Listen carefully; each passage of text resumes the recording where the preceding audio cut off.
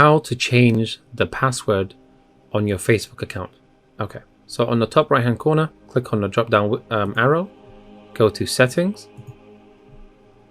On the top here, second option, click on security and login, and then just navigate your way down to where under login it will say change password.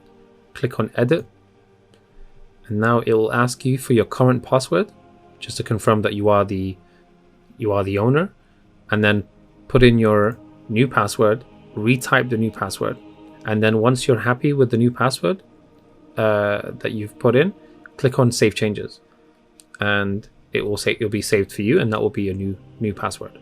Please do like the video, share it with those who benefit from it, and do subscribe for future videos. Thank you.